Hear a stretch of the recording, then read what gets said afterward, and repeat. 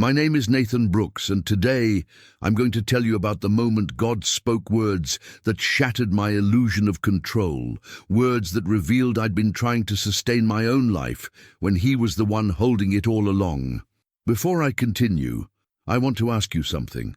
If this resonates with your struggle, please subscribe to this channel and share it with someone who's exhausted from trying to control everything. And in the comments below, tell me what area of your life you're struggling to surrender. Your story matters, and this community is here for you. I was 32 years old when my need for control nearly destroyed everything I loved. I'd always been what people called Type A, organized, driven, meticulous. But somewhere along the way, healthy planning had morphed into obsessive control. I worked as a project manager at a tech company in Austin, Texas. My job was literally to control outcomes, manage timelines, ensure everything went according to plan, and I was excellent at it, maybe too excellent. The problem was, I'd started applying the same rigid control to every aspect of my life. My relationship with my girlfriend Jessica, my finances, my health, my faith, everything had to be planned, managed, optimized, controlled. I had spreadsheets for everything. A detailed budget tracking every penny, a meal plan for the entire month, a workout schedule that couldn't be deviated from, a 5-year plan for my career, my finances, my relationship milestones. On paper, my life looked perfect. Successful career, beautiful girlfriend, good health, financial stability. But inside, I was exhausted. The effort of trying to control everything was crushing me. Jessica had started noticing. We'd been dating for 3 years and lately she'd been pulling away. "Nathan, you plan everything," she said one evening over dinner. Dinner I'd planned 3 weeks in advance, at a restaurant I'd researched extensively, at a time that fit perfectly into our schedule. "What's wrong with planning?" "Nothing. But you don't plan. You control. Every date has to be perfect. Every conversation has to go a certain way. Every aspect of our relationship has to fit into your timeline. I'm just trying to make sure everything works out." "But that's not your job. You can't control outcomes. You can't force life to go according to your plan." "I can try." She looked at me sadly. "That's the problem. You're so busy trying to control everything that you're missing actually living." After dinner, I went home and immediately started analyzing the conversation. What had I done wrong? How could I fix it? What did I need to adjust in my approach? I pulled out my relationship spreadsheet. Yes, I had one. It tracked date nights, important conversations, conflict resolution, intimacy, future goals. I started making notes about how to improve our communication. But even as I did it, I felt a gnawing anxiety. What if I couldn't control this? What if my planning and managing weren't enough? The next morning I woke up at 5:30 a.m. exactly as planned. I did my scheduled workout, ate my pre-planned breakfast, and arrived at work at 7:45 a.m. sharp, 15 minutes early as always. But at 9:30 a.m. my carefully controlled world started cracking. My boss called me into his office. "Nathan, we need to talk about the Henderson Project." The Henderson Project was my baby. I'd planned every detail, managed every timeline, controlled every variable. It was supposed to be perfect. What about it? "The client is pulling out. They're going with a competitor." I felt my chest tighten. "That's impossible. I did everything right. I controlled every aspect of the project." "I know you did, but sometimes, despite our best efforts, things don't work out. There has to be something I missed. Some variable I didn't account for." "Nathan, you did excellent work. This isn't about you failing to control something. This is just business. Sometimes clients make decisions we can't predict or control." I left his office feeling like I'd been punched. If I couldn't control outcomes at work, the one place where control was literally my job, then what could I control? That evening, Jessica called. "We need to talk." Those 4 words every person in a relationship dreads. I knew what was coming. We met at a coffee shop.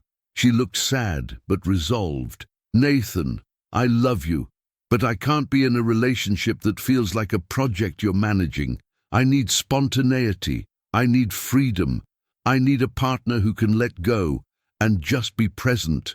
I can change. I can be more spontaneous. But you'd plan your spontaneity, wouldn't you? You'd schedule it, optimize it, make sure it fit into your timeline. She was right. I would. I need space, she said. I need to figure out if this relationship can work, and I need you to figure out why you're so afraid of letting go of control. After she left, I sat in my car in the parking lot, hands gripping the steering wheel so hard my knuckles turned white. My career was falling apart. My relationship was falling apart, and the harder I tried to control things, the more they slipped through my fingers. I drove to my childhood church, a place I'd been attending sporadically but without real engagement. I was too busy controlling my life to actually surrender to God. It was a Wednesday evening, so the building was mostly empty.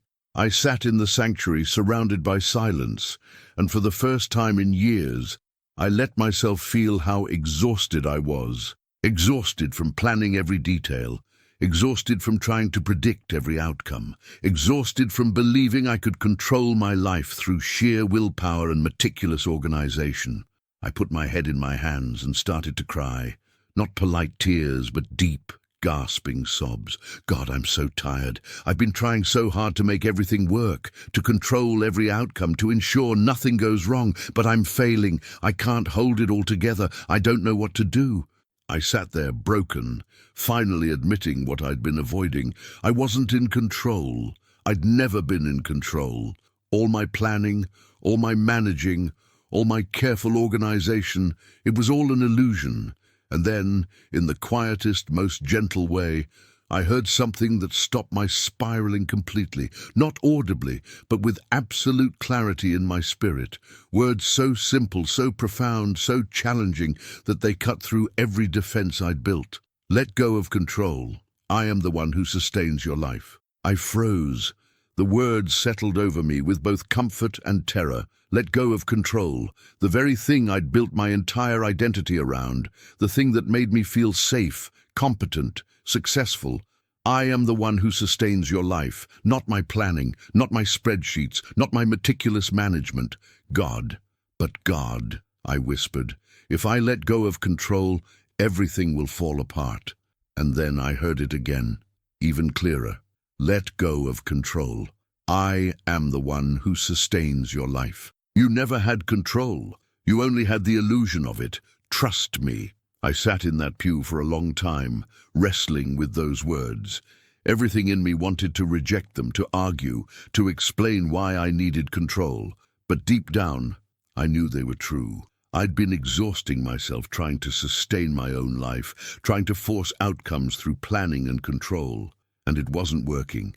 It had never worked. When I finally stood to leave, I felt different. Not fixed, not suddenly free from my need for control, but aware of how much I'd been carrying that was never mine to carry.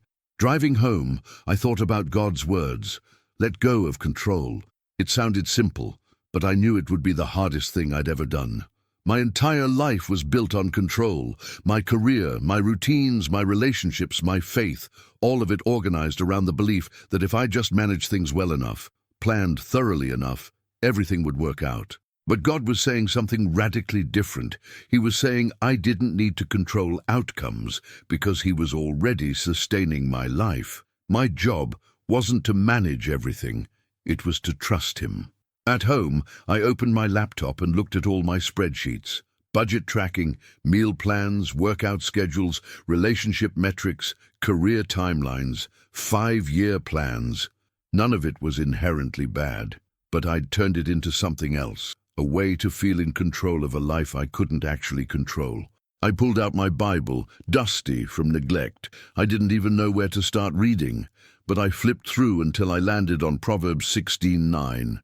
In their hearts, humans plan their course, but the Lord establishes their steps. I'd been so focused on planning my course that I'd forgotten God was the one establishing my steps. I'd been trying to control the destination when God was asking me to trust Him with the journey. I started journaling, something I'd never done because I couldn't see how to optimize it or make it productive. God told me to let go of control tonight. He said he's the one who sustains my life. I don't know how to do that. Control is all I know. It's how I feel safe. It's how I feel competent. Without it, I'm terrified of what might happen. But I'm also exhausted. Exhausted from trying to manage everything. Exhausted from believing it all depends on me. Exhausted from the anxiety that comes from knowing deep down that I can't actually control outcomes, no matter how hard I try. I don't know what letting go looks like, but I know I can't keep living like this. Something has to change. That night, I did something I hadn't done in years. Instead of planning the next day in meticulous detail, instead of reviewing my schedules and timelines and goals, I simply prayed, God, I don't know how to let go of control, but I'm willing to learn. Help me trust that you're sustaining my life. Help me rest in your sovereignty instead of exhausting myself trying to play God. I didn't feel immediate peace. I didn't feel suddenly free from my need for control. But I felt something I hadn't felt in a long time. A tiny seed of hope. Hope that maybe there was a different way to live. Hope that maybe God really could sustain my life better than I could. Hope that maybe letting go of control wasn't the disaster I feared, but the freedom I desperately needed. As I drifted off to sleep, those words echoed in my mind. Let go of control. I am the one who sustains your life. I didn't know it yet, but those words were about to transform everything. The morning after hearing God's voice, I woke up and immediately reached for my phone to check my meticulously planned schedule. Then I stopped. Let go of control. I am the one who sustains your life. Could I start my day differently, without the rigid structure I'd relied on for years? I put the phone down and just sat there. No schedule, no plan, just being present in the moment. It felt terrifying and liberating at the same time. I made coffee, not according to my meal plan, but just because I wanted it. I sat by the window watching the sunrise, instead of immediately diving into my morning routine. For 15 minutes, I did nothing productive, and the world didn't end. At work, I had a meeting about the failed Henderson project. Normally, I would have prepared extensively, anticipated every question, planned every response, controlled every variable. Instead, I walked in with just my notes and a prayer. God, you sustain my life. Help me trust you in this meeting. My boss asked, what went wrong with Henderson? The old Nathan would have had a detailed analysis of every factor, every decision point, every variable. But I found myself saying something different. Honestly, I don't know. I did everything I could control, and it still didn't work out. I'm learning that I can't control outcomes, only my effort. My boss looked surprised. That's mature. I was worried you'd spiral trying to find something you could have controlled. I would have. A week ago, I would have spent hundreds of hours analyzing everything, trying to find the variable I missed. But I'm learning to let go of what I can't control. After the meeting, my coworker Marcus stopped me. Man, what happened to you? You seem different. I'm trying to stop being a control freak. He laughed. Good luck with that. You've been controlling everything since I've known you. I know, but it's exhausting and it doesn't actually work. That evening, I called Jessica. Can we talk? I'm not ready to get back together, Nathan. I know. I'm not calling about that. I just want to tell you something. You were right. About me trying to control everything. About missing life because I'm so busy managing it. She was quiet for a moment. What changed? I had a moment in church. God told me to let go of control, that He's the one sustaining my life, and I realized you were trying to tell me the same thing. That's good, Nathan. I'm glad. I don't know how to not be controlling. It's all I know, but I'm trying to learn. Can I give you some advice? Please, start small. Pick one area of your life and practice letting go. Don't try to overhaul everything at once. That's just another form of trying to control the process. Her wisdom struck me. Even in trying to let go of control, I'd want to control how I did it. Thank you. That actually helps. After we hung up, I thought about what she said. Start small. One area of life. I looked at my meal plan spreadsheet, 30 days of meals planned in advance, nutritionally optimized, perfectly balanced. It had taken me hours to create. I deleted it. Just like that. Gone. The anxiety hit immediately. What would I eat? How would I ensure proper nutrition? What if I made poor choices? But I sat with the anxiety instead of rushing to create a new plan. God, you sustain my life. That includes feeding me. Help me trust you with something as basic as meals. The next morning, I woke up without a meal plan for the first time in years. I stood in my kitchen feeling paralyzed. What should I eat? Then I remembered. I could just choose what sounded good. Like a normal person, I made scrambled eggs and toast, not because it was on a plan, but because I wanted it. And it was fine. At work, I started noticing how much mental energy I'd been spending on trying to control things that weren't actually in my control, worrying about how colleagues perceived me, trying to predict my boss's reactions, attempting to manage team dynamics. I started practicing a new response when I caught myself trying to control something. That's not mine to control. God sustains my life. It felt awkward at first, almost like a mantra. But slowly, it started creating space between my anxiety and my response. One afternoon, my project team had a meeting that went completely off the rails.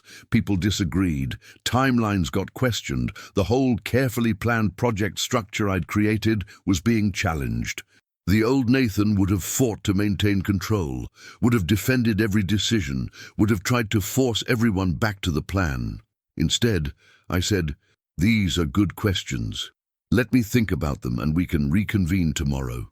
After the meeting, my teammate Sarah said, "Are you okay? You usually have answers for everything immediately." I'm learning that I don't have to have all the answers. I can take time to think. Who are you? And what have you done with Nathan?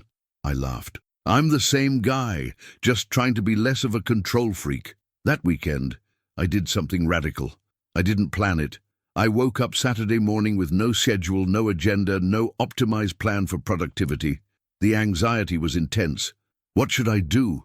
How should I spend my time? What if I wasted the day? But I remembered God's words. I am the one who sustains your life. So I just lived. I went for a walk because it sounded nice. I stopped at a coffee shop I'd never been to because it looked interesting. I struck up a conversation with a stranger about nothing important. And the day wasn't wasted. It was actually wonderful. On Sunday, I went to church, not because it was scheduled, but because I wanted to. The sermon was about Martha and Mary, about being busy versus being present. Martha was trying to control outcomes through her work, the pastor said. But Mary chose the better thing, simply being present with Jesus. I felt like he was speaking directly to me. After the service, I approached him. "Pastor Mike, can I talk to you about something?" We sat in his office, and I told him everything. About my need for control, about hearing God's voice, about trying to learn to let go. He listened carefully. "Nathan, can I tell you something? Control is often about fear. We try to control because we're afraid of what might happen if we don't. What are you afraid of?" I'd never thought about it that way. "I guess I'm afraid that if I don't control everything, my life will fall apart." "And has it? You've started letting go of some control. Has your life fallen apart?" I thought about it.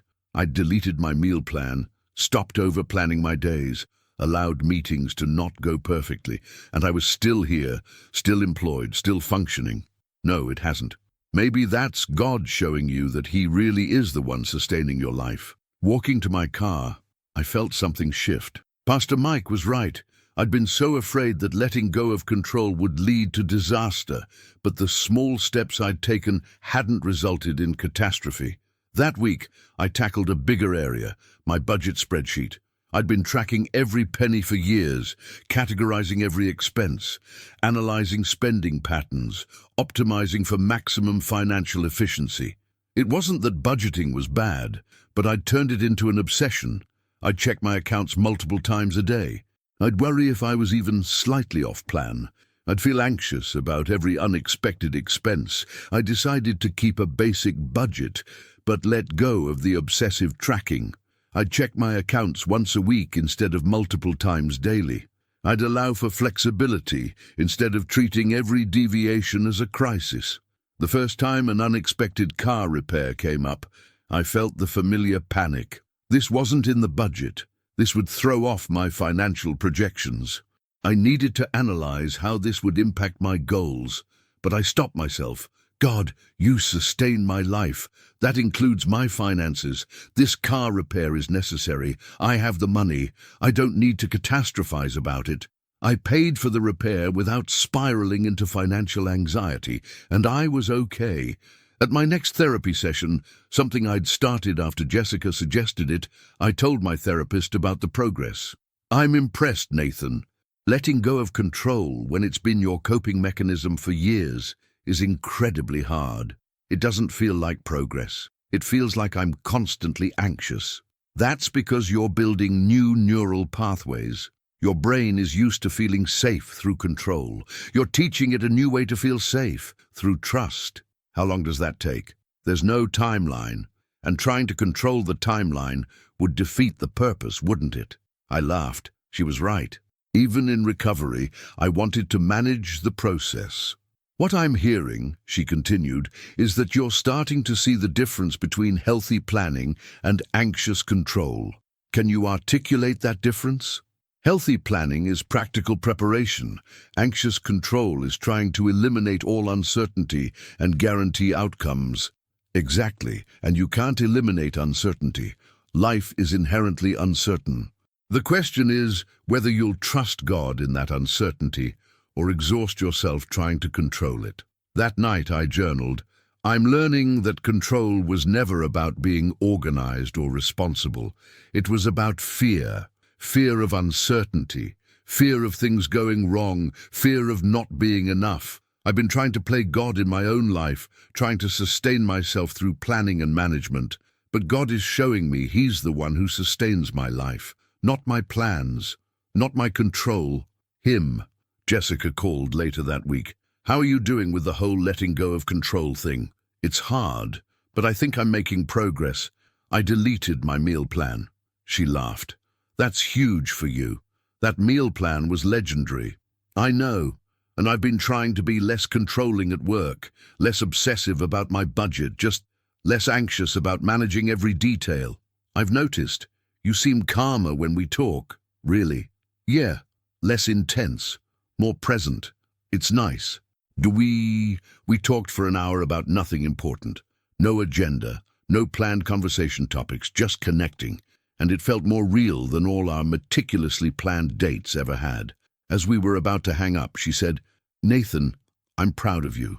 This takes courage. Thank you, that means a lot. After we ended the call, I sat with the question that had been nagging me. Why had I needed so much control? I thought back to my childhood. My dad had lost his job when I was 12. Our family went through a financially unstable period.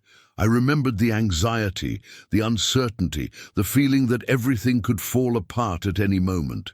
That's when I'd started trying to control things. If I could just plan well enough, prepare thoroughly enough, manage carefully enough, maybe I could prevent that kind of chaos in my own life. But I'd taken it too far. I'd let a childhood coping mechanism become an adult prison.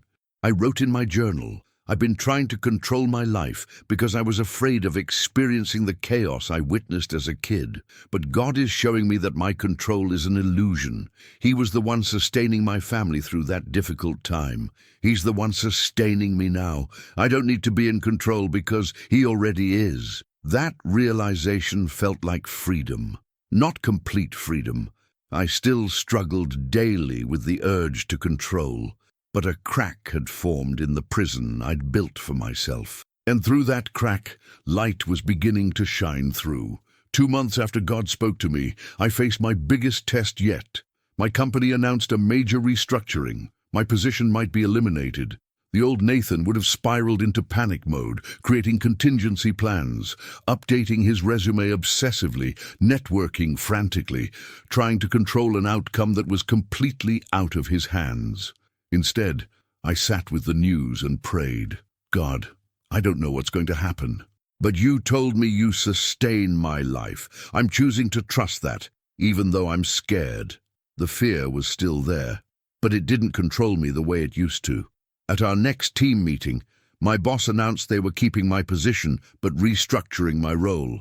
I'd have less direct control over projects, more collaboration with other teams. For someone who'd built his career on being the one in control, this felt like a demotion. But it was also an opportunity to practice what I'd been learning. "I'm on board," I told my boss. "I'm ready to work more collaboratively." He looked surprised.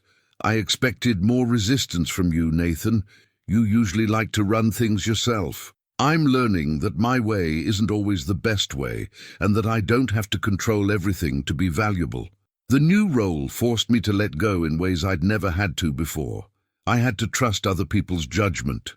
I had to accept that projects might not go exactly as I'd planned them. I had to surrender the illusion that I could control every outcome. It was excruciating, but it was also liberating. One project in particular challenged me. I was collaborating with another project manager, Lisa, who had a completely different approach than mine. She was more spontaneous, more flexible, more willing to adapt on the fly. Everything in me wanted to take over, to implement my systems, to control the process. But I kept hearing God's words, "Let go of control. I am the one who sustains your life." So I tried something radical. I let Lisa lead. I offered input when asked, but didn't try to control the direction. And the project succeeded. Not because I controlled it, but because I collaborated and trusted. Lisa noticed the difference. "Nathan, I have to say, I was worried about working with you. I'd heard you were pretty intense about having things your way, but you've been great to work with. I'm trying to be less controlling. It shows, and honestly, your input has been really valuable. But you're letting it be input instead of directives. That's refreshing." At home, I continued practicing letting go. I still had moments of panic, wanting to plan everything, needing to feel in control, but I was getting better at recognizing the urge and choosing differently. Jessica and I had been talking regularly, but weren't officially back together. She wanted to see sustained change before we tried again. One evening she asked, "Want to do something this weekend? No plans, just see where the day takes us?" The old Nathan would have needed to plan everything, where we'd go, what we'd do, backup options in case something didn't work out. Instead I said, "That sounds perfect." Saturday came, and we met at a coffee shop with no agenda. From there, we wandered through a farmer's market I didn't know existed, then to a park where live music was playing, then to a hole-in-the-wall restaurant we'd never tried. The entire day was unplanned, spontaneous, completely out of my control, and it was the best day we'd had together in years. "This is what I've been missing," Jessica said, as we sat on a park bench watching the sunset. "Just being together without you trying to orchestrate everything. I'm learning that the best moments can't be planned. Look at you, Mr. Spontaneous. Don't get carried away. I'm still fighting the urge to control things every day, but I'm trying." She took my hand. "I can see that, and I appreciate how hard you're working on this." At church, Pastor Mike asked if I'd be willing to share my story briefly during a service. I was terrified, but felt like God was nudging me to say yes. Standing in front of the congregation, I was more nervous than I'd been in years. I couldn't control how people would respond, couldn't manage their perceptions, couldn't ensure the outcome. "I'm Nathan, and I'm a recovering control freak," I began. Several people laughed. I shared about my journey, the exhaustion of trying to control everything, hearing God's voice, learning to let go. I thought control made me strong, but it actually made me weak, because I was so focused on managing outcomes that I forgot to trust the God who actually controls everything. I was trying to sustain my own life when God was the one holding it all along. After the service, at least a dozen people approached me. Most shared their own struggles with needing to control everything. One woman, probably in her 50s, grabbed my hand with tears in her eyes. "I've been trying to control my adult children's lives for years, trying to manage their decisions, protect them from mistakes, but all I've done is push them away. Thank you for showing me there's another way." A young man told me, "I micromanage my wife constantly. She's been telling me for years it's destroying our marriage. Hearing you talk about letting go, I think I finally understand what she's been trying to tell me. These conversations reminded me that my struggle wasn't unique. So many people were exhausting themselves, trying to control what they couldn't control. At my next therapy session, I told my therapist about the progress. I'm noticing I can recognize the urge to control now. I feel it rising, and I can choose differently. It doesn't always work, but it's happening more often. That's significant growth, Nathan. Can you identify what triggers the strongest urges to control? I thought about it. Uncertainty. When I don't know what's going to happen. When outcomes are unclear. When things feel unpredictable. And what have you learned about uncertainty? That it's unavoidable. That trying to eliminate it is exhausting and ultimately futile. That I can sit with uncertainty without needing to control it away. How does that feel? Terrifying, but also freeing. I spent so many years believing I had to eliminate uncertainty to be okay. Learning that I can be okay with uncertainty, that's revolutionary. At work, my new collaborative role continued to challenge me. One project hit a major snag, a timeline I hadn't created following a plan I hadn't made. The old Nathan would have jumped in to take control, to fix it, to manage the crisis. Instead, I asked the team, "How can I support you? What do you need from me?" They solved it themselves, without me controlling anything, and I realized something profound. People were more capable than I'd given them credit for. My need to control hadn't just exhausted me, it had prevented others from stepping up. My co-worker Marcus noticed, "You've really changed, man. You used to hover over everything. Now you actually trust us to do our jobs." I'm learning that my value isn't in controlling everything. It's in supporting, collaborating, contributing without needing to be the one in charge of outcomes. Whatever you're doing, keep doing it. You're actually pleasant to work with now. I laughed, but his words hit home. My controlling behavior hadn't just hurt me, it had affected everyone around me. That weekend, I visited my parents. I hadn't told them about my journey yet, partly because I was embarrassed about how controlling I'd been. Over dinner, my mom said, "You seem different, lighter somehow." "I've been working on letting go of my need to control everything." My dad looked up. "About time. You've been wound tight since you were a teenager." "I know. I think it started when you lost your job. I got scared of chaos and started trying to control everything to prevent it." His face softened. "Son, I never knew that affected you so deeply.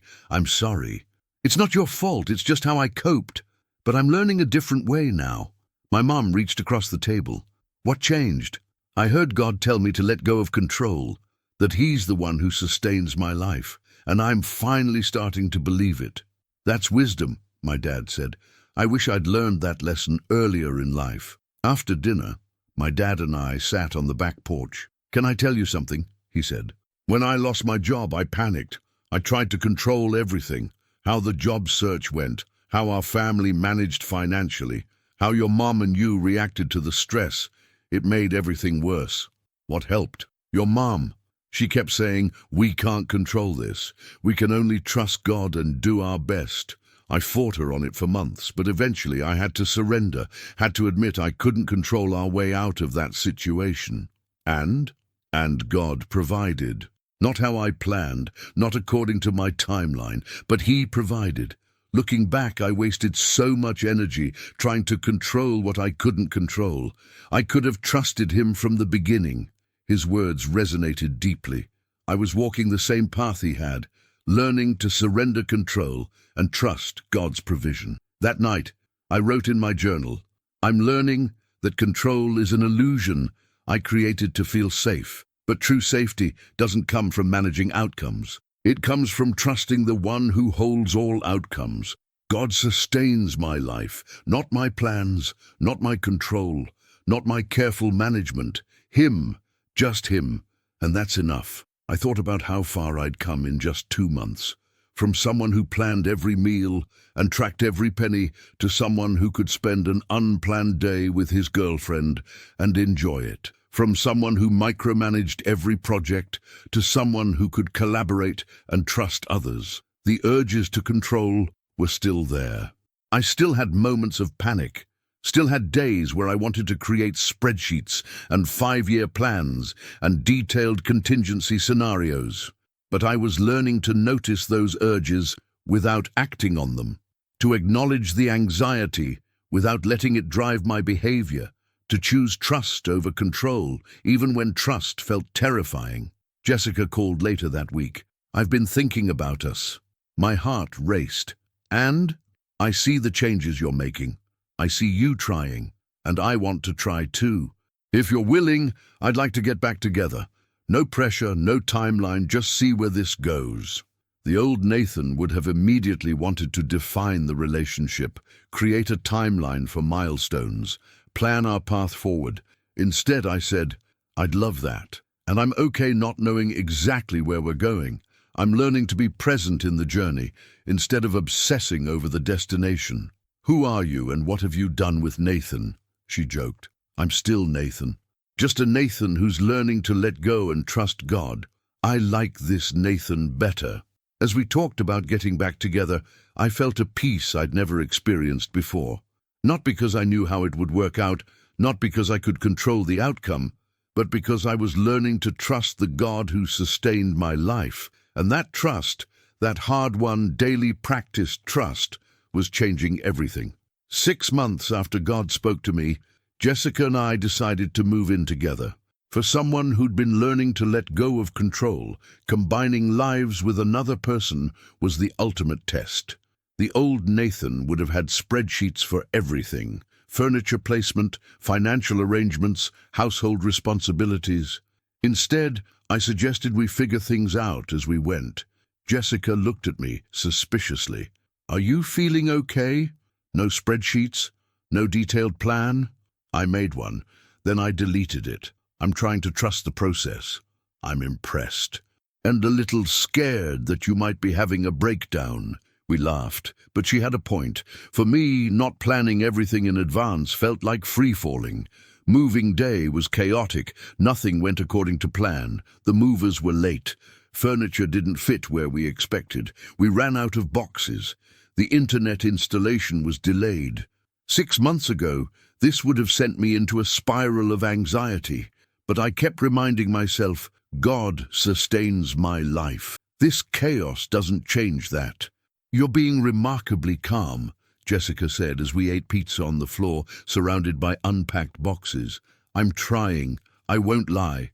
Part of me wants to organize everything right now, create systems, establish routines. But I'm learning that life doesn't have to be perfectly organized to be okay.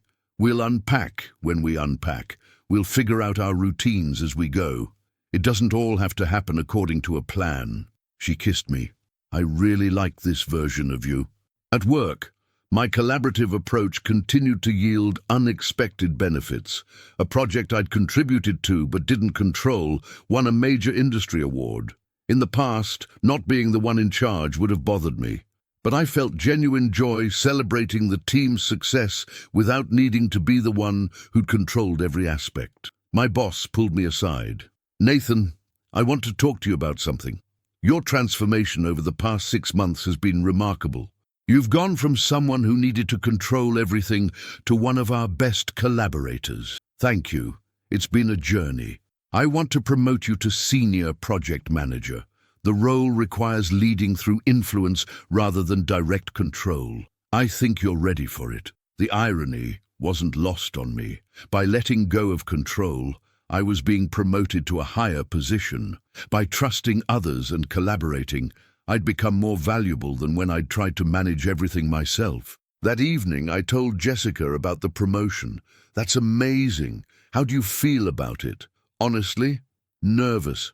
It's a lot of responsibility, but I'm also excited. I think 6 months ago, I would have tried to control how I felt about it, analyzed every possible outcome, planned my response to every scenario. And now I'm just going to trust that if God brought me this opportunity, He'll sustain me through it." At church, Pastor Mike asked if I'd be willing to lead a small group for people struggling with anxiety and the need for control. I was surprised, but felt it was the right next step. The group started with 8 people, Each had their own story of exhausting themselves trying to control everything.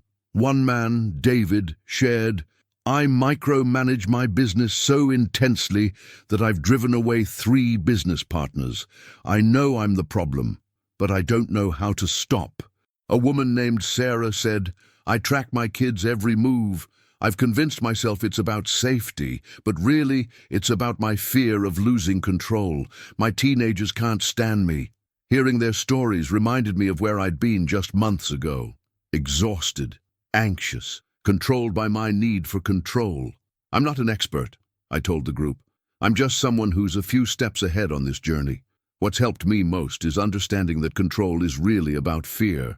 We're afraid of what might happen if we're not managing everything."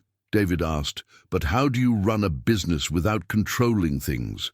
There's a difference between healthy leadership and anxious control. Healthy leadership provides direction, makes decisions, delegates. Anxious control tries to manage every detail because you're afraid of what others might mess up. Over the following weeks, the group became a lifeline for all of us. We practiced letting go together, celebrated small victories, supported each other through setbacks. Sarah shared one week, "I let my daughter go to a party without texting me every 30 minutes for updates. I was anxious the whole time, but I didn't give in to the urge to check on her constantly." "How did it go?" someone asked. "She had a great time, and she thanked me for trusting her. Said it was the first time in years she felt like I saw her as capable." The group gave me perspective on my own growth. I could see how far I'd come by helping others take their first steps. But I also had setbacks. One morning, I woke up with overwhelming anxiety about work. A major project was starting, and I felt the familiar urge to control every aspect of it. I started making lists, creating contingency plans, mapping out every possible scenario. Within an hour, I'd built an elaborate spreadsheet detailing every element of the project. Jessica found me at the kitchen table at 5 a.m., deep in planning mode. "Nathan, what are you doing?" "Just preparing for this project." "That's not preparing, that's spiraling.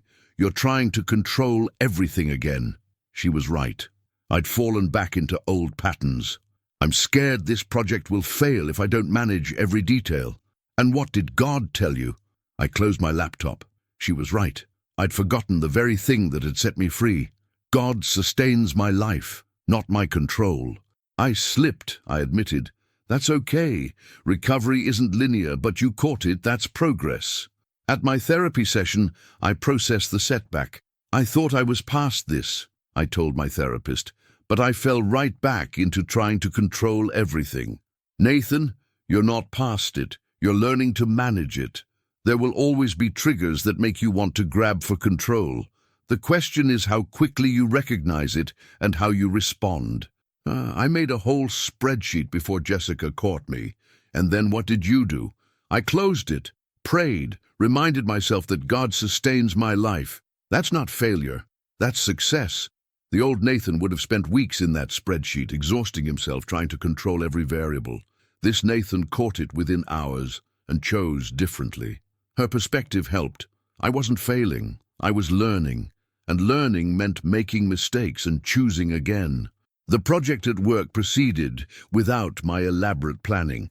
It had challenges, unexpected turns, moments of uncertainty, but it also succeeded without me controlling every aspect. My team member Lisa told me, "You've been great on this project. Contributing without micromanaging, trusting us to do our jobs. That's rare in a senior leader." At the small group, I shared about my setback. I thought I'd conquered my need for control. But last week, I found myself right back in the spreadsheets, trying to manage every detail. David said, "What did you do?" I stopped, closed the laptop, chose to trust God instead of my planning. "How'd you do that? When I get triggered, I can't stop." I'm not sure I can explain it. I just remembered what's true, that God sustains my life, that my control is an illusion, that exhausting myself trying to manage everything doesn't actually help. Sarah added, "I think that's the key, remembering what's true when fear is screaming lies at us." That weekend, Jessica surprised me with a spontaneous road trip. No plan, no destination, just let's drive and see where we end up. The old Nathan would have panicked. What about gas? Where would we stay? What if something went wrong? The new Nathan said, let's do it. We ended up in a small town 3 hours away, stayed in a quirky bed and breakfast we found last minute, and spent the weekend exploring without any agenda. This is perfect, Jessica said as we sat by a lake watching the sunset. It really is, and I didn't plan any of it. How does that feel? Liberating, scary sometimes, but mostly liberating. She leaned against my shoulder. I'm so proud of you. I know how hard you've worked to get here.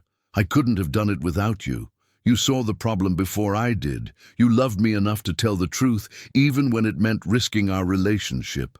I loved you enough to wait while you figured it out. That night, I wrote in my journal, 6 months ago, God told me to let go of control. I thought it would be a one-time lesson, but I'm learning it's a daily practice. Every day, I have to choose.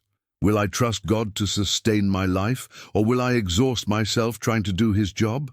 Some days I choose well. Some days I slip back into old patterns, but I'm learning, and God is patient with the process. I thought about the promotion, the successful project, Jessica moving in, the small group, the spontaneous road trip. All of it had happened because I'd learned to let go. Not perfectly, not consistently, but progressively. I was learning that God's sustaining presence wasn't conditional on my performance. He sustained my life even when I tried to grab back control, even when I slipped into old patterns, even when I failed to trust Him perfectly.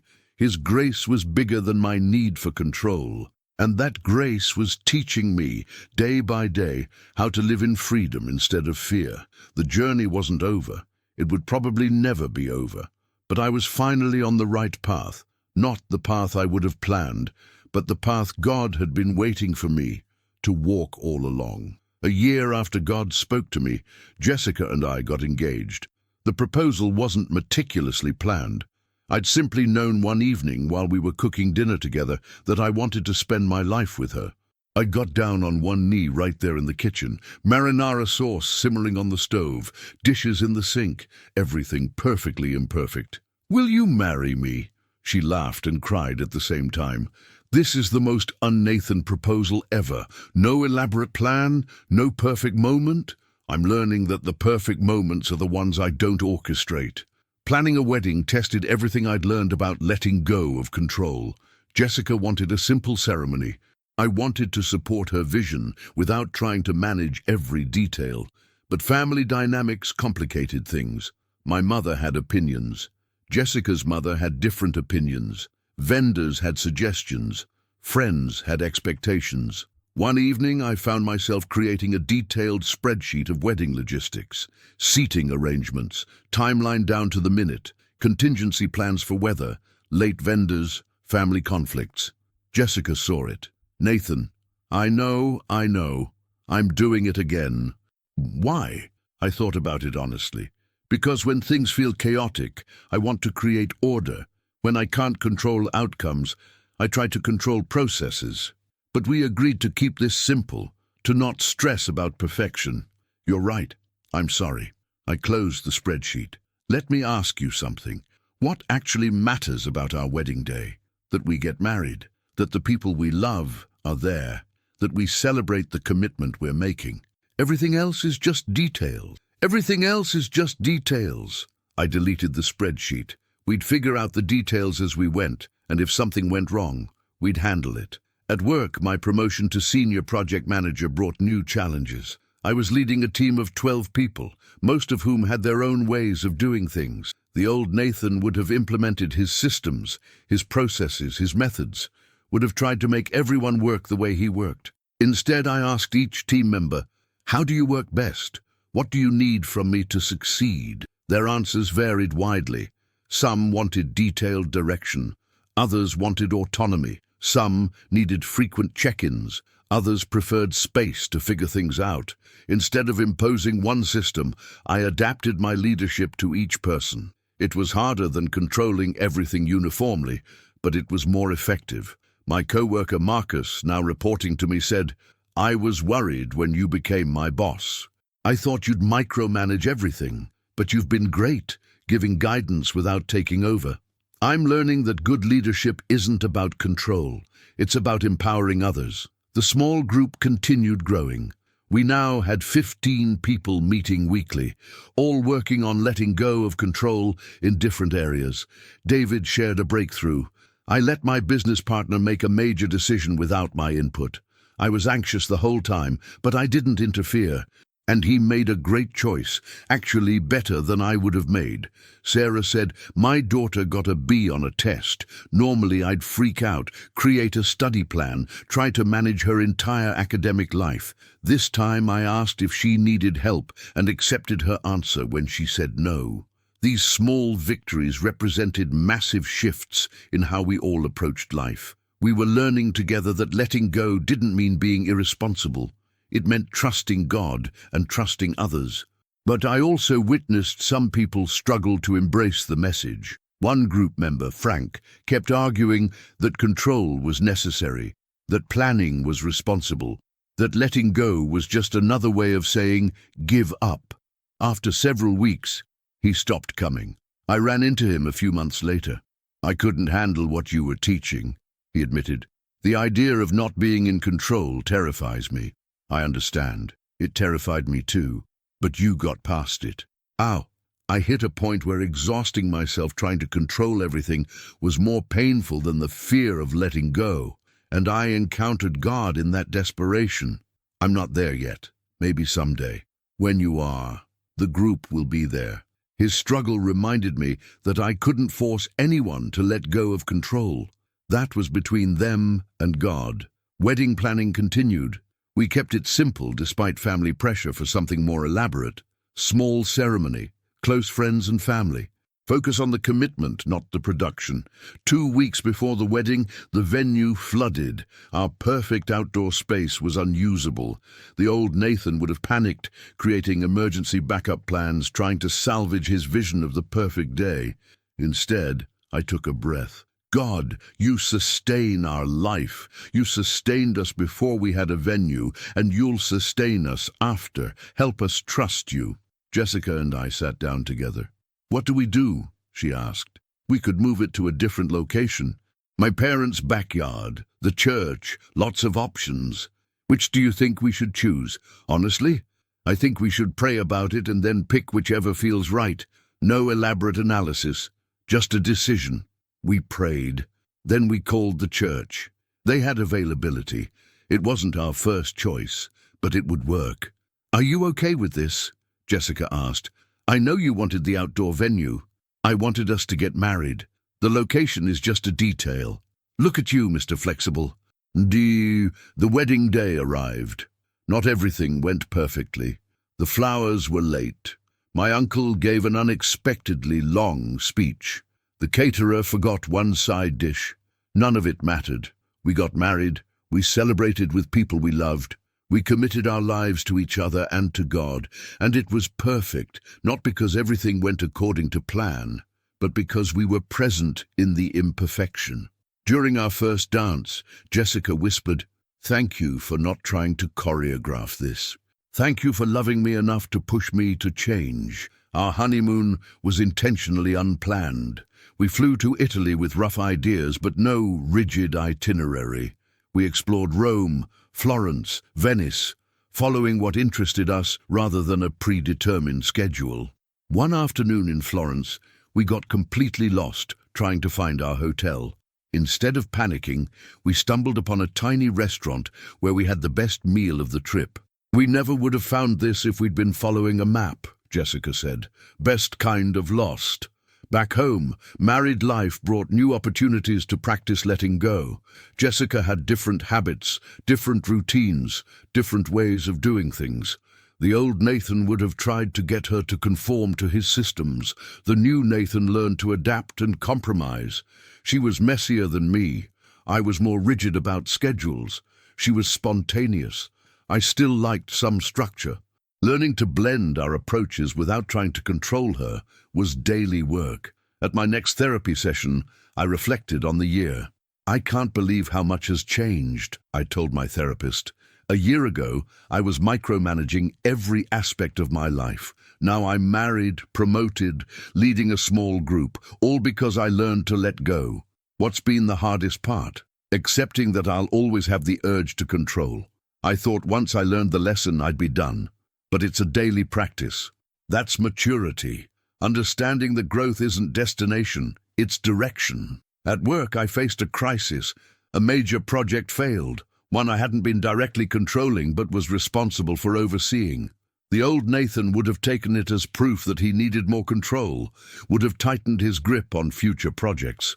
Instead, I led the team through an honest post-mortem. What went wrong? What could we learn? How could we improve? No blame, no shame, just learning. My boss commended my handling of it. You turned a failure into a learning opportunity. That's mature leadership. The small group celebrated our 1-year anniversary. We'd grown to 25 regular attendees, with several people now leading their own groups. David shared, "A year ago, I was on the verge of losing my third business partner because of my controlling behavior. Today, our partnership is thriving because I learned to trust him." Sarah said, "My relationship with my teenagers has completely transformed. They actually want to spend time with me now because I'm not constantly trying to manage their lives." I shared, "A year ago, God told me to let go of control. I'm still learning what that means. But I can say this, my life is better in every way because I stopped trying to sustain it myself and started trusting the one who actually sustains it." That night, Jessica and I talked about the future.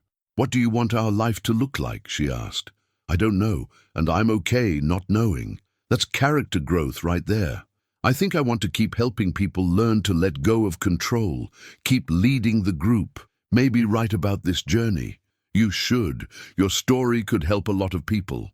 I started writing that week, not a carefully planned book with detailed outlines and structured chapters, just honest reflections on learning to let go. The words came easily because they were true. I wasn't writing from theory, I was writing from lived experience. One entry read, "Control is an illusion we create to feel safe, but true safety doesn't come from managing outcomes. It comes from trusting the God who holds all outcomes. He sustains our lives, not our planning, not our control, not our careful management, just Him. And when we finally let go and trust that truth, we discover the freedom we were searching for all along." A year after God spoke to me, I was living proof of His promise.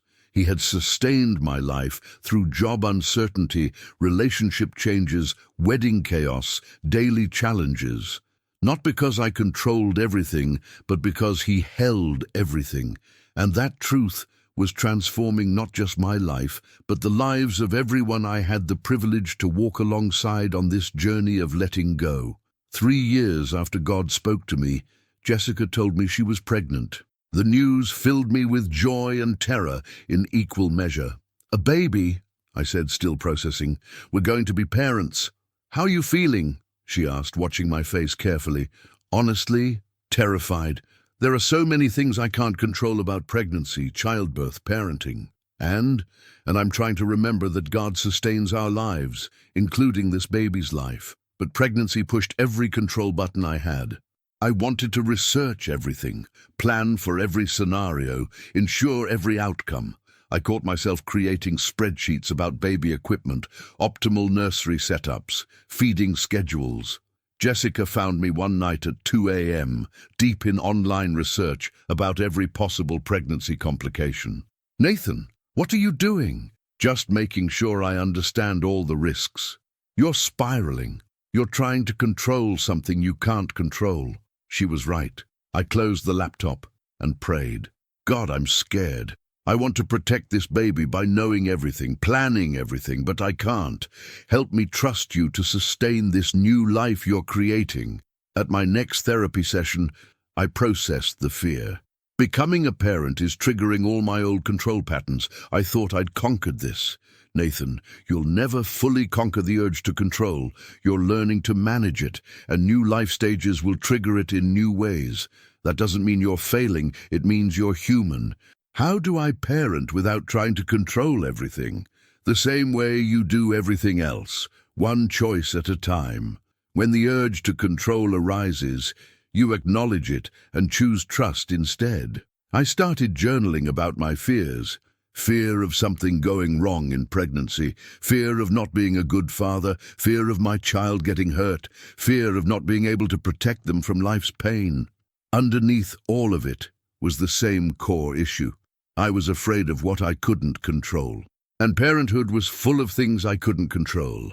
The small group became a source of support. Several members had children and understood the unique challenges of parenting while learning to let go of control. Sarah told me, the hardest part of having kids is accepting you can't protect them from everything. You have to let them experience life, make mistakes, get hurt sometimes. It goes against every parental instinct. How did you learn to do that? Badly at first.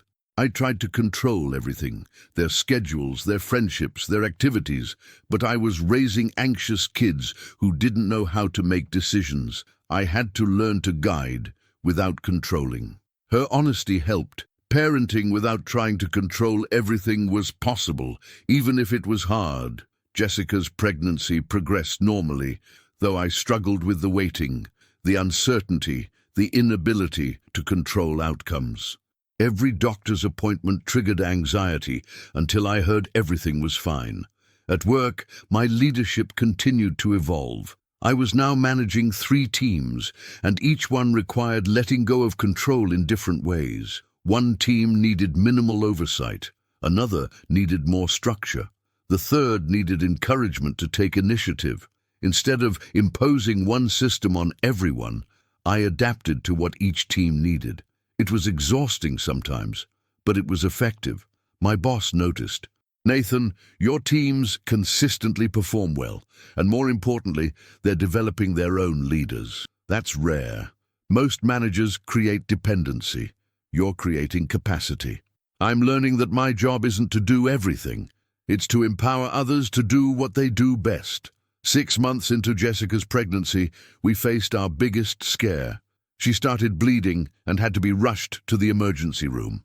I sat in that hospital waiting room, completely powerless. I couldn't control whether our baby would be okay, couldn't manage the outcome, couldn't fix anything through planning or preparation. All I could do was pray. God, I can't control this. I want to, but I can't. You told me you sustain my life. Please sustain our baby's life too. After what felt like hours, the doctor came out. Everything's okay. The baby is fine. We'll monitor closely, but there's no immediate danger. The relief was overwhelming. But the experience revealed something important. Even after 3 years of learning to let go, crisis still triggered my need for control. The difference was how quickly I recognized it and returned to trust. At home, Jessica and I talked about what had happened. I was so scared, she said. But I watched you pray instead of panic. That helped me stay calm too. I wanted to panic. I wanted to demand answers, create plans, control something. But I've learned that doesn't actually help. It's amazing how much you've changed. I'm still changing. Today reminded me I'm not done learning to trust. Our daughter Emma was born on a Tuesday afternoon. The birth didn't go according to any plan. Labor started early, progressed quickly, and Emma arrived before some of the hospital staff were even ready. But she was healthy and perfect, and I was a father. Holding her for the first time, I felt overwhelming love mixed with overwhelming responsibility. This tiny person was depending on me. How was I supposed to protect her from everything? Then I remembered I wasn't supposed to protect her from everything. I was supposed to trust the God who sustained her life, just like He sustained mine. The first few weeks of parenthood were chaotic. Sleep deprivation, constant feedings, learning to care for a newborn. Nothing went according to plan because there was no plan. I wanted to create schedules, systems, routines. But Jessica reminded me, babies don't follow schedules. We have to adapt to her, not force her to adapt to our systems. It was incredibly hard, but I was learning that good parenting required flexibility, not control. The small group rallied around us, bringing meals, offering support, sharing parenting wisdom. David told me, the best advice I got when my kids were born: Your job isn't to create perfect children. It's to love them and point them toward God. Everything else is just trying to control outcomes you can't control. At 3 months old, Emma still wasn't sleeping through the night. I was exhausted and tempted to implement strict sleep training protocols I'd researched obsessively. Jessica saw me making a sleep schedule chart. "Nathan, what are you doing?" "Just trying to help Emma sleep better. By controlling her sleep, she's 3 months old. She'll sleep when she's ready." But the research says, the research gives options, not mandates. We can try gentle approaches, but we can't force outcomes. I put down the chart. She was right. Even with our daughter, I had to practice letting go. I wrote in my journal, "Parenthood is revealing areas where I still try to control instead of trust." I thought I'd learned this lesson, but apparently I need to keep learning it in new contexts.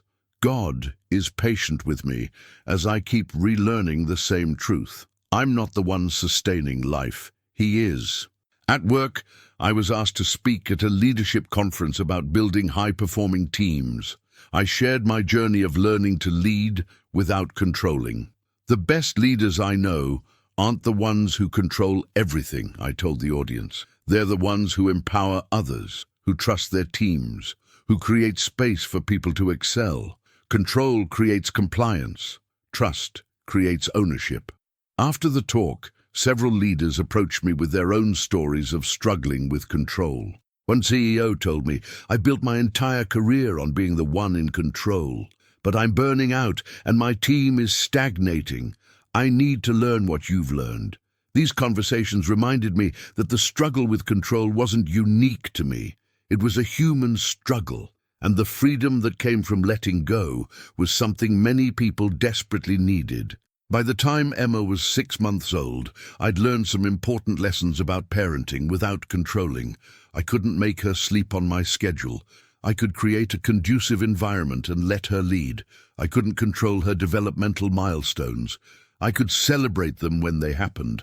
I couldn't prevent her from ever crying or being upset. I could comfort her and trust that discomfort was part of growing. These lessons applied to more than just parenting. They were life lessons about trust, surrender, and accepting what I couldn't control. Jessica and I celebrated our 3rd anniversary. We'd been through so much together. Her pushing me to change, me learning to let go, our wedding, Emma's arrival. "Thank you for being patient with me," I told her over our anniversary dinner. "Thank you for doing the work. I know it hasn't been easy. It's the hardest thing I've ever done, but it's also given me the best life I could imagine. Better than you could have planned. So much better, because I never would have planned for this much uncertainty, this much letting go. But it's led to more freedom and joy than any of my careful plans ever did." That night, I updated my journal. 3 years ago, God told me to let go of control. I'm still learning what that means, still discovering new areas where I try to control instead of trust. But I can say this. Every time I choose trust over control, I experience more of the abundant life God promises. He really does sustain my life. I just have to keep remembering that and choosing to believe it. Emma started crawling that month, ahead of schedule according to my research, which I'd tried not to do but had done anyway. Watching her explore, I felt the urge to protect her from every bump and fall. But I also knew I had to let her learn, let her experience, let her grow. Parenting, I was discovering, was the ultimate exercise in letting go of control, and God was using it to teach me the same lesson He'd been teaching me all along. Trust me. I sustain life, not you, me. And that truth, that simple, challenging, liberating truth, continued to transform everything. 5 years after God spoke to me, I faced a crisis that tested everything I'd learned. My company was acquired and my position was being eliminated. After 15 years with the company, I was suddenly jobless. The old Nathan would have immediately created elaborate job search strategies, networking plans, backup options, would have tried to control every aspect of finding new employment. Instead, I sat with the news and prayed, "God, I don't know what's next, but you've sustained my life through every uncertainty. I'm choosing to trust you with this too." Jessica was supportive but concerned. We have Emma to think about. We have a mortgage. How long can we manage without your income? I have severance for 3 months. We have savings. We'll be okay. But what's the plan? I don't have one yet, and I'm trying to be okay with that. She looked worried. Nathan, I appreciate that you've learned to let go of control, but we do need some kind of plan. She was right. Letting go of control didn't mean being irresponsible. It meant holding plans loosely and trusting God with outcomes. Over the next week, I updated my resume, reached out to contacts and started exploring opportunities. But I did it with a different mindset than I would have 5 years ago. Instead of desperately trying to control the outcome, I was simply taking reasonable steps and trusting God with the results. One opportunity particularly interested me, a startup looking for someone to build their project management systems from scratch. It would mean less stability, more risk, but potentially more fulfillment. The old Nathan would have analyzed every risk factor, created decision matrices, tried to predict every possible outcome. Instead, I prayed about it, talked it through with Jessica, and then simply decided. It felt right, even though it was risky. "You're really going to take a job at a startup?" Jessica asked. "That's not very stable." "No, it's not. But I think it's where God is leading. And I've learned that His provision doesn't depend on my job security." I accepted the position. The pay was lower than my previous job, but the work was exciting and aligned with my values. At the startup, I was able to implement everything I'd learned about leadership without control. I built collaborative systems, empowered team members, created structures that supported rather than restricted. The CEO noticed, "You have a different leadership style than most people I've worked with. You give direction without being controlling." I learned the hard way that control creates compliance, not ownership. Emma turned 3 that year. Watching her grow brought constant opportunities to practice letting go. She wanted to do things herself, make her own choices, assert her independence. Every parental instinct wanted to control her environment, protect her from mistakes, manage her choices. But I was learning to guide without controlling, to offer wisdom without demanding compliance, to let her experience natural consequences within safe boundaries. One day she insisted on wearing mismatched clothes to daycare. The old Nathan would have insisted she change. Parent Nathan said, "Okay, that's your choice." Jessica laughed. "You're really letting her leave the house like that? She's 3. Her outfit choices aren't worth a power struggle." "Who are you? And what have you done with my husband?" The small group continued growing. We now had over 50 regular participants across 3 groups. People were finding freedom from their need to control in remarkable ways. David had successfully sold his business, something he never could have done when he was micromanaging everything. His willingness to trust his team had increased the company's value significantly. Sarah's oldest daughter was thriving in college. She calls me to talk, not because I force check-ins, but because she wants to. That never would have happened if I was still trying to control her life. I shared my own update. I lost my job, took a risky position at a startup. 5 years ago, that would have sent me into panic mode. Now, I'm peaceful about it. I'm learning that God's provision doesn't depend on circumstances I can control, but I also faced setbacks. The stress of the new job and financial adjustment triggered old patterns. I found myself creating detailed budgets, cutting every unnecessary expense, trying to control our financial situation through micromanagement. Jessica called me out. "You're doing it again, obsessing over money, trying to control everything." We need to be responsible. There's a difference between being responsible and being controlling. Responsible is having a budget. Controlling is checking our bank account 10 times a day and panicking over every small expense. She was right. I'd slipped back into old habits under stress. At my next therapy session, I processed it. I thought I was past this, but stress brings it all back. You're not past it, you're managing it, and that means you'll have setbacks when stress increases. The question is what you do when you recognize it. I recommitted to trusting instead of controlling, deleted the obsessive budget tracking apps, went back to checking accounts once a week instead of constantly. The startup had its challenges. Some projects failed, some clients weren't satisfied, some team members didn't work out, but I led through it without trying to control every outcome. I guided, coached, supported, but I didn't micromanage, and the company grew, not because I controlled everything, but because I empowered everyone. At a team retreat, one employee said, "I've worked for controlling bosses my whole career. Working for someone who trusts us to do our jobs is revolutionary." Jessica got pregnant again. The news was exciting, but also anxiety-inducing. Emma had been a difficult adjustment. Could we handle 2 children? But I'd learned enough by now to recognize the pattern. I was trying to predict and control an unpredictable future. God, you sustained us through Emma. You'll sustain us through this new baby too. Help me trust instead of trying to control. This pregnancy, I didn't research every complication obsessively, didn't create elaborate plans for every scenario. Just showed up to appointments, supported Jessica, and trusted God with outcomes. "You're calmer this time," Jessica noticed. "I'm trying to be. I'm more aware of when I'm trying to control versus when I'm just being present." Our son, Jacob, was born 2 days before his due date. The delivery was smooth, and he was healthy. I held him and felt the same overwhelming love and responsibility I'd felt with Emma. But this time, I also felt peace. Peace that I didn't have to control his entire future to be a good father. Peace that God would sustain his life just like he sustained mine.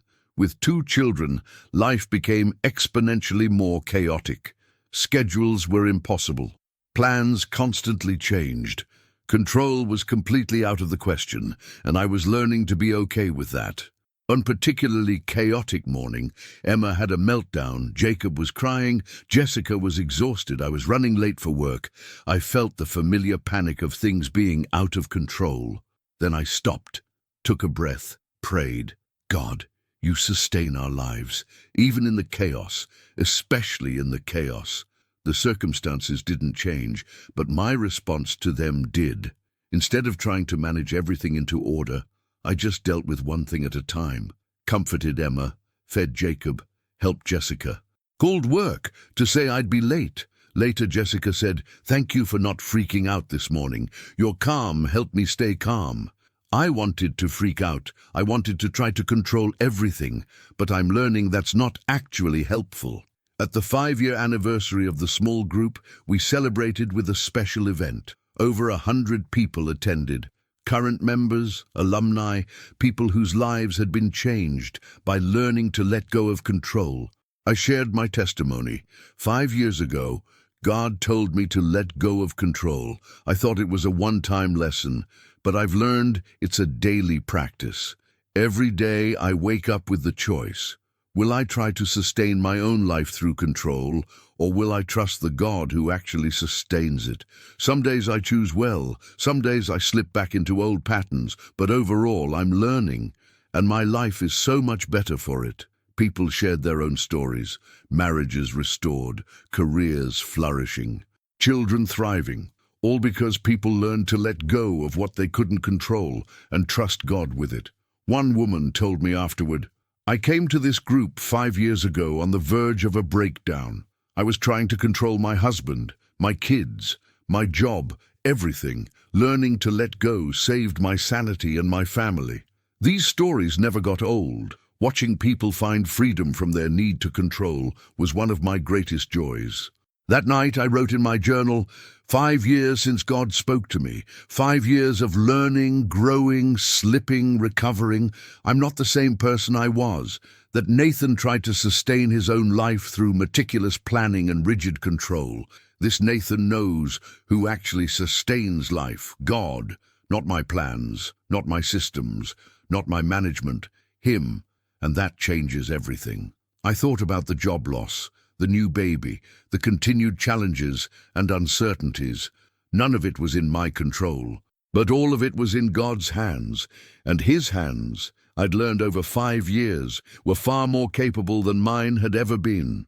7 years after God spoke to me, I was asked to write a book about my journey. A publisher had heard about the small groups and wanted to share the message with a wider audience. My first reaction was to create an elaborate outline, plan every chapter, control every aspect of the writing process. Then I stopped myself. God, if this book is supposed to happen, you'll guide it. I don't need to force it. I started writing without a detailed plan, just honest reflections on learning to let go of control. The words flowed naturally because they came from lived experience. The book came out the following year.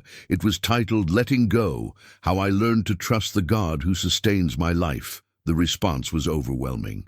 Thousands of people reached out, sharing their own struggles with needing to control everything. One email stood out. I've been trying to control my life for 40 years.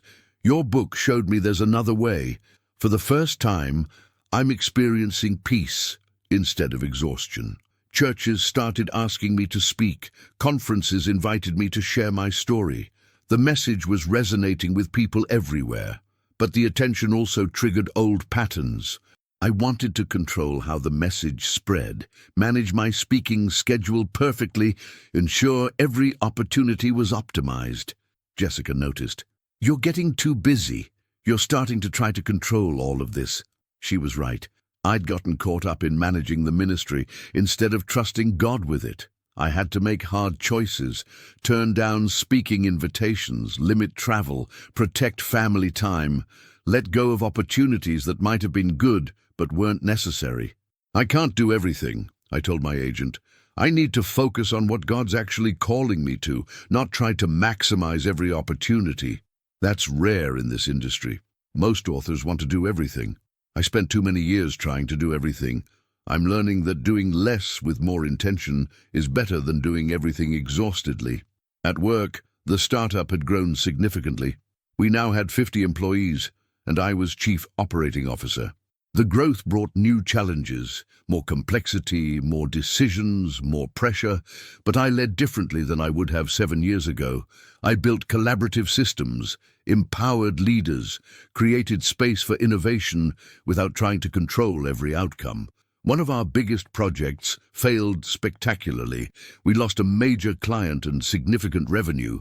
The board wanted explanations, accountability, solutions. The old Nathan would have panicked, created elaborate recovery plans, tried to control every aspect of damage control. Instead, I was honest. We made mistakes. We're learning from them. We'll improve our processes. But I can't guarantee this won't happen again. All I can guarantee is that we'll keep doing our best and learning as we go. The board appreciated the honesty, and we did improve, without me having to control every detail. Emma started first grade. Watching her enter the school system triggered all my parental control instincts. What if she struggled academically? What if she didn't make friends? What if teachers didn't recognize her needs? I wanted to email teachers daily, create study systems, manage her social life. Jessica stopped me. She's 6. She needs to learn to navigate school herself. Our job is to support, not manage. But what if she struggles and learns resilience? What if she makes mistakes and grows from them? What if she's more capable than we think? I had to let Emma have her own school experience, offer help when needed, but not hover and control. It was harder than I expected, but it was also necessary. Jacob turned 2, entering the phase of wanting independence, but not having the skills for it. Every day brought power struggles: what to wear, what to eat, when to sleep. I was learning that toddler parenting required ultimate surrender of control. I could offer choices within boundaries, but I couldn't force outcomes. One particularly difficult day, Jacob refused to eat anything, refused his nap, and threw multiple tantrums. Instead of trying to control his behavior, I just stayed present with him. I see you're upset. I'm here when you're ready. Later, Jessica said, "You stayed so calm today. 7 years ago, you would have been trying to force him to comply. 7 years ago, I thought I could control other people's behavior if I just managed things right. Now I know I can only control my own responses." The small groups had expanded nationally. We now had over 200 groups in 30 states, all using curriculum I'd helped develop. But I'd also learned to let others lead. I wasn't trying to control how every group operated. Different leaders brought different approaches, and that was okay. One group leader called me frustrated. People in my group aren't following the curriculum exactly. They're adapting it to their context. Is it helping them? Well, yes, they're finding freedom, but it's not what you intended. Then it's working. The goal isn't perfect adherence to curriculum. It's helping people let go of control and trust God. However, that happens is fine. I was learning to apply my own message to the ministry itself. Let go of controlling exactly how it grew and trust God with the outcomes. That year, my father was diagnosed with cancer. The news hit hard. He was only 65, still active and healthy otherwise. Watching him go through treatment triggered every control instinct I had. I wanted to research every treatment option, find the best doctors, ensure the best outcomes. But I also recognized this wasn't my life to control. It was his. "Dad, what do you need from me?" I asked. "Just be present. I don't need you to fix this or manage it. Just be my son." His words were a gift. Permission to stop trying to control and just be present in the difficulty. I sat with him during chemo treatments, not trying to make it better, not offering solutions, just being there. "Thank you for not trying to take over," he said one day. "I know that's hard for you." It is, but I'm learning that love doesn't mean controlling. Sometimes it just means showing up. My dad's cancer went into remission after 6 months of treatment. We celebrated the news with overwhelming gratitude, but the experience taught me something important. I couldn't control whether people I loved stayed healthy. I could only love them well in whatever circumstances came. At a conference where I was speaking, a man approached me afterward. "I've read your book 5 times. I run a Fortune 500 company, and I'm completely exhausted from trying to control everything. How did you do it? How did you let go?" Honestly, I hit bottom, got desperate enough that the pain of controlling was worse than the fear of letting go, and I encountered God in that desperation. I'm not there yet. I keep thinking if I just try harder, plan better, I can make everything work. That's what I thought too, but it's an illusion. The harder you try to control, the more exhausted you become, and the less effective you are. So what do? Start small. Pick one area of your life, just one, and practice letting go. See what happens, then expand from there. 6 months later, he emailed me. "I followed your advice, started with my executive team, stopped micromanaging them. The company's performing better, and I'm sleeping through the night for the first time in years. Thank you." These stories reminded me why the message mattered. So many people were exhausting themselves, trying to sustain their own lives through control, when God was offering to sustain them if they'd just let go. Emma turned 7, and we let her ride her bike around the block alone for the first time. Every parental instinct wanted to follow her, protect her, control the situation. Instead, Jessica and I stood on the porch and watched her ride away. Then we waited, trusting she'd be okay, trusting we'd prepared her, trusting God to watch over her. She came back 10 minutes later, beaming with pride. "I did it, all by myself." Jessica squeezed my hand. "That was hard, so hard, but necessary. We can't protect her from everything. No, but we can trust God with her like He's asked us to trust Him with ourselves." That night, I journaled. 7 years of learning to let go. Still learning, still growing, still slipping sometimes. But overall, my life is unrecognizable from what it was. I'm freer, more peaceful, more joyful, not because circumstances are perfect, but because I've stopped trying to control them. God really does sustain my life. I don't have to. And that truth continues to transform everything. I thought about the book, the speaking, the groups, my family, my work. All of it existed because I'd learned to let go and trust God with outcomes. And I was learning that His outcomes were always better than anything I could have controlled my way into. 10 years after God spoke to me, I faced the ultimate test of everything I'd learned. Jessica was in a serious car accident. She survived, but her recovery would be long and uncertain. Standing in that hospital room, watching her sleep with machines monitoring her vitals, I felt every control instinct surge to the surface. I wanted to demand detailed prognoses, create recovery plans, research every treatment option, control her healing process, but I also knew that wasn't mine to control. God, I can't fix this. I can't manage her recovery. I can't control whether she heals completely. All I can do is trust you. Please sustain her life like you've sustained mine. The first week was the hardest. Jessica was conscious, but in significant pain. The doctors couldn't give definitive answers about her long-term recovery. Emma and Jacob needed stability while their mum was hospitalized. I had to manage work responsibilities. The house still needed running. Everything in me wanted to create elaborate systems to manage it all perfectly. But I was learning that sometimes you just had to take it one day at a time. What do you need today became my daily question. What did Jessica need? What did the kids need? What did I need? Just today. Not next week or next month, just today. The small group rallied around us. People brought meals, helped with childcare, visited Jessica, prayed constantly. David told me, "You've been there for all of us. Let us be there for you. Don't try to manage this alone." Accepting help meant letting go of control over how things got done. People folded laundry differently than I would, made meals I wouldn't have chosen, helped the kids with homework in ways I wouldn't have used. And it was all okay. Because I'd learned that there's no perfect way to do most things, just different ways. Jessica came home after 2 weeks. She needed a wheelchair initially and months of physical therapy. The woman who'd been so independent now needed help with basic tasks. I wanted to micromanage her recovery, ensure she was doing exercises correctly, following medical advice perfectly, healing on an optimal timeline. She stopped me one day. "Nathan, I need you to be my husband, not my project manager. I have doctors and therapists managing my recovery. I need you to just love me through this." Her words hit hard. Even in crisis, even with good intentions, I was trying to control instead of just being present.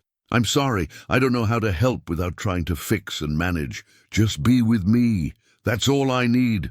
At work, I had to take a step back. The team took on more responsibility, and I learned to trust them in ways I never had before. The company not only survived my reduced involvement, it thrived. Turns out I'd been more of a bottleneck than I realized. My second-in-command told me, "The team has really stepped up. We miss you, but we're also proving to ourselves that we can handle things." It was humbling, good humbling. Reminded me that I wasn't as indispensable as I sometimes believed. Emma struggled with the changes. She'd always been close to Jessica, and seeing her mom injured and limited was traumatic. She started having nightmares, became clingy, her grades dropped. I wanted to fix it all, find the perfect therapist, create the perfect routine, solve all her problems. But Jessica, even while recovering, had wisdom. She doesn't need you to fix it. She needs you to acknowledge that it's hard and be present with her in the hardness. So I sat with Emma when she had nightmares, listened when she talked about her fears, didn't try to explain them away or make them better, just validated them and stayed present. "Is Mom going to be okay?" she asked one night. "She's going to recover, but it will take time, and we don't know if she'll be exactly the same as before, but she'll still be Mom." I'm scared. I'm scared too sometimes, and that's okay. We can be scared together and still trust God. Jacob, at 4, didn't fully understand what was happening, but he sensed the stress and acted out more. Instead of trying to control his behavior, I just tried to stay consistent and patient. Some days it worked, some days it didn't, and I was learning to be okay with that too. Jessica's recovery progressed slowly. 3 months in, she could walk with a cane. 6 months in, she was back to most normal activities, though she tired easily and had chronic pain. "I'm not sure I'll ever be completely back to how I was before," she said one evening. "Does that scare you?" "Terrifies me. I want to be able to do everything I used to do. I want to control my own body and make it work right." "Sounds familiar," she laughed. I'm learning what you've been teaching all these years. I can't control this. I can only trust God with it. How's that going? Some days, well, some days terrible, but I'm trying. Watching her wrestle with letting go of control gave me new compassion for how hard the journey was. I'd been walking it for 10 years, but it was fresh and raw for her. The small groups reached a milestone, over 500 groups nationwide. The movement had grown beyond anything I could have orchestrated or controlled. We held a national gathering.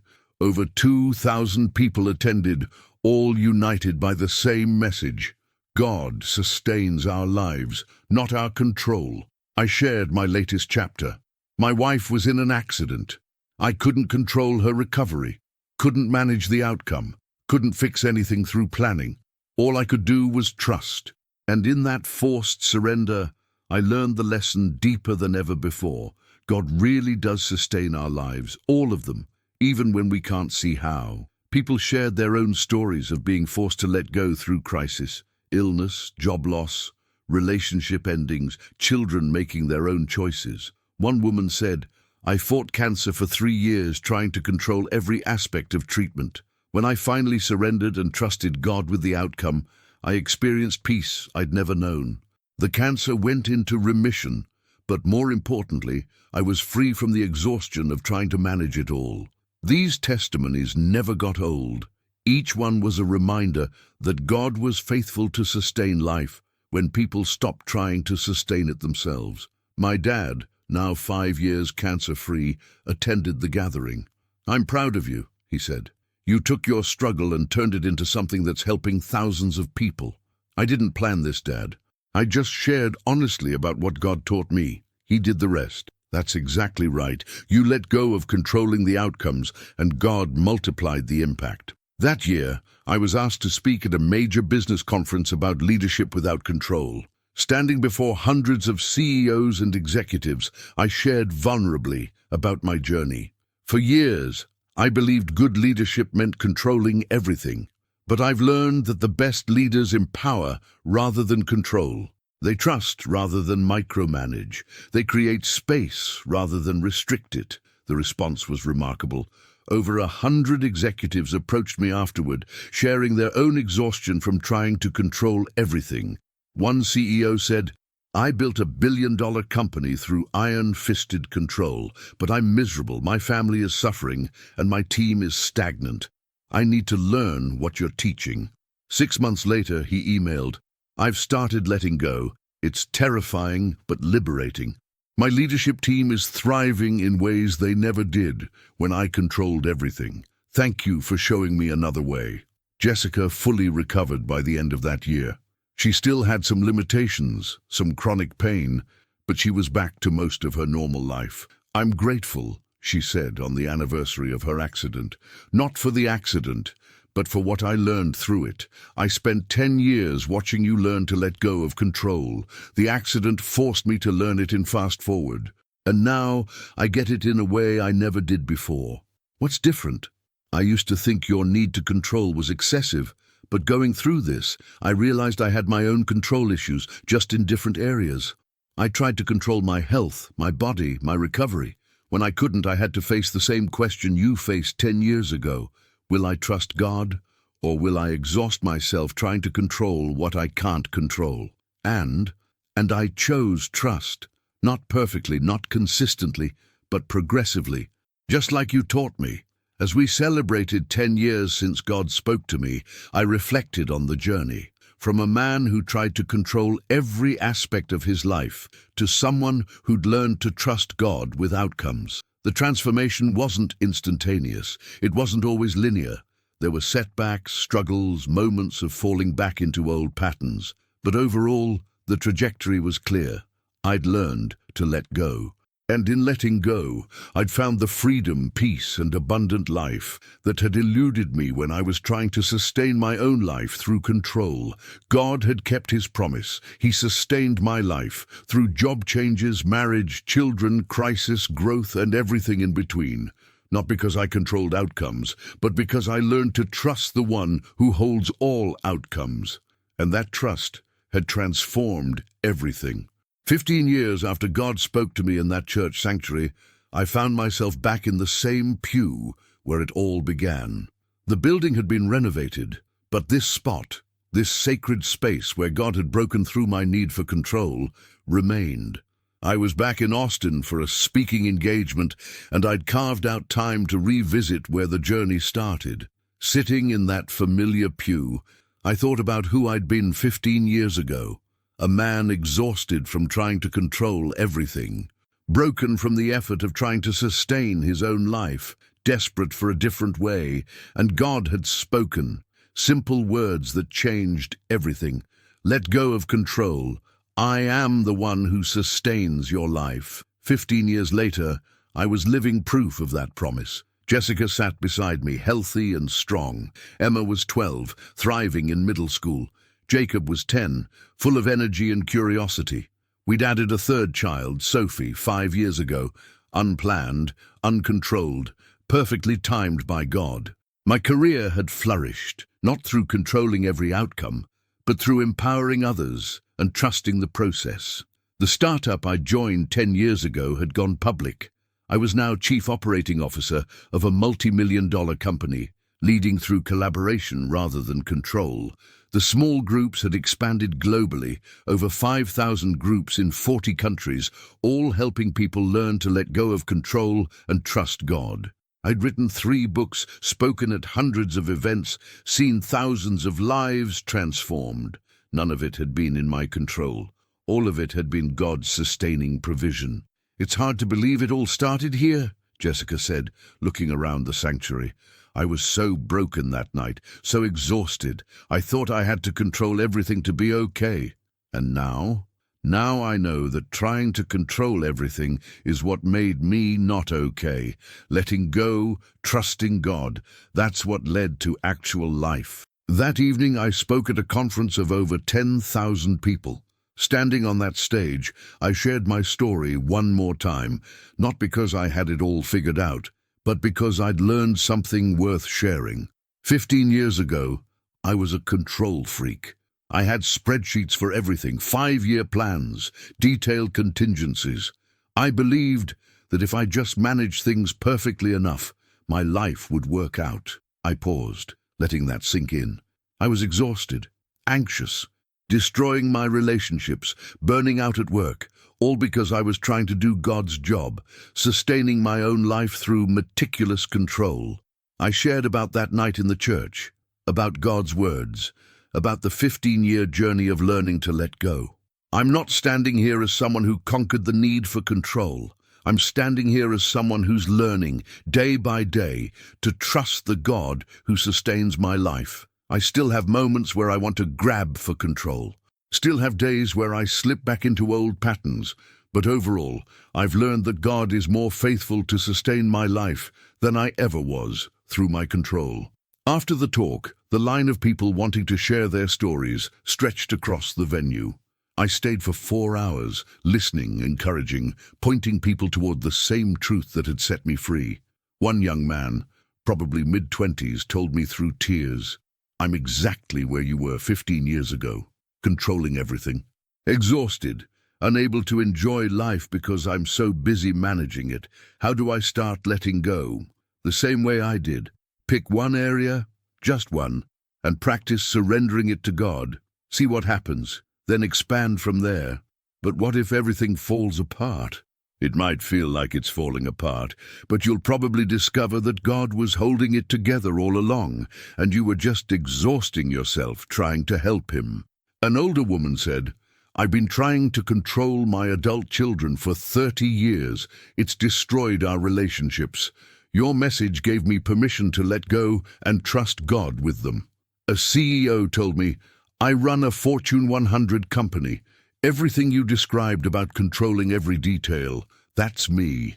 But I'm burning out my team and myself. I need to learn what you're teaching." These conversations reminded me why the message mattered.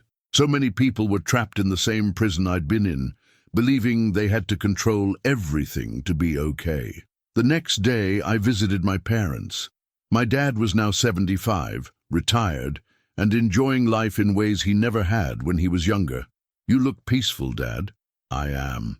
Took me too long to learn what you learned, but I finally understand that God's in control, not me. What changed? Watching you. Seeing you transform from someone who had to control everything to someone who could trust. It made me examine my own need for control. My mom added, "We're both learning in our old age what you learned young. That's a gift." That evening, the whole family gathered at my parents' house. Emma, Jacob, and Sophie played with their cousins while the adults talked. Watching my children run around, carefree and joyful, I felt overwhelming gratitude. They were growing up in a home where they didn't have to be perfect, where mistakes were learning opportunities, where uncertainty was okay. Emma had inherited some of my tendencies toward control. I saw her organizing her siblings, planning their play, trying to manage outcomes. "Emma," I called her over, "you doing okay?" "Yeah, just making sure everyone's having fun." That's kind of them. But remember, you don't have to control whether everyone has fun. Sometimes the best moments are the unplanned ones. She nodded, processing. "Like you always say, God sustains life. We don't have to." Hearing my 12-year-old daughter articulate what had taken me decades to learn brought tears to my eyes. The small group movement continued expanding. We'd launched an app, created online courses, developed resources for churches and organizations, but I'd also learned to let others lead it. I wasn't trying to control every aspect of how the ministry grew. Different leaders brought different approaches, and that diversity made it stronger. One leader told me, "The fact that you're not micromanaging this movement is actually what makes it work. You've modeled the very message you're teaching." At work, I was training my successor. In 2 years, I'd stepped down from the COO role to focus full-time on the ministry and writing. The old Nathan would have struggled to let go of that position, would have tried to control who replaced him, how they did things, what happened after he left. The new Nathan was peacefully transitioning, trusting that God would sustain the company just like he'd sustained it during my tenure. My successor asked, "Any advice for taking over this role?" "Don't try to control everything. Empower your team. Trust the process. Focus on direction rather than micromanagement. And remember, you're not sustaining the company. God is." Now, that's different advice than most outgoing leaders give. Most outgoing leaders haven't spent 15 years learning to let go of control. Jessica and I celebrated our 15th wedding anniversary. We'd been through so much together. My transformation, her accident, 3 children, career changes, ministry growth. "Would you change anything?" she asked over our anniversary dinner. I'd change that I wasted years trying to control everything before I learned better. But I wouldn't change the journey itself. It made us who we are. I'm grateful for the man you've become. Not the one who had everything planned and controlled, but the one who learned to trust and surrender. I'm grateful for the woman who loved me enough to tell me the truth, even when it risked our relationship. That night, I updated my journal one final time for this chapter of life. 15 years since God spoke. 15 years of learning to let go. I'm not the same person who sat in that church pew, desperately trying to control his life. That Nathan believed he had to sustain everything through planning, management, and meticulous control. This Nathan knows the truth. God is the one who sustains life, not my efforts. Not my planning, not my control. Him. I've learned that control is an illusion we create to feel safe. But true safety comes from trusting the one who actually holds everything. True peace comes from surrendering outcomes we can't control anyway. True freedom comes from letting go of the exhausting work of trying to be God in our own lives. The journey hasn't been easy. I've slipped back into old patterns countless times. Had to relearn the same lesson in new contexts, face situations that triggered every control instinct I thought I'd conquered. But overall, the trajectory is clear. I've learned to trust, to surrender, to let go. And in letting go, I've discovered the abundant life Jesus promised. Not a life without struggles, but a life where God sustains me through them. To anyone reading this who's exhausted from trying to control everything, God sees you. He knows how tired you are, and he's offering you the same thing he offered me 15 years ago. Rest, not through managing everything better, but through trusting him with what you can't manage. Let go. He'll sustain you, I promise. Not because I'm wise, but because I've lived it. God is faithful to his promise. He sustained my life for 15 years while I learned to stop trying to sustain it myself, and he'll sustain yours too. Your control is an illusion. His sustaining power is reality. Choose trust, choose to let go. The life waiting on the other side of surrender is better than anything you could control your way into. I'm living proof. I closed the journal and walked outside where Jessica was sitting on the porch, watching the sunset. "What are you thinking about?" she asked. "How far we've come. How faithful God has been. How glad I am that he didn't give me what I asked for 15 years ago." "What did you ask for?" "I asked him to help me control things better, to manage more effectively, to ensure better outcomes. And instead, he taught me to let go of control entirely, to trust him with outcomes, to rest in his sustaining power. It was so much better than what I asked for." We sat in comfortable silence, watching the day end. I thought about the 15 years behind me and the unknown years ahead. I didn't know what the future held, didn't have it planned or controlled or managed, but I knew who held the future. The same God who'd sustained my life for 15 years, the same God who'd proven faithful through every circumstance, every challenge, every uncertainty. And that was more than enough. The thoughts don't leave. The urge to control sometimes resurfaces. The journey continues. But God's promise remains. Let go of control. I am the one who sustains your life. 15 years later, I was finally living like I believed it, and it had changed absolutely everything.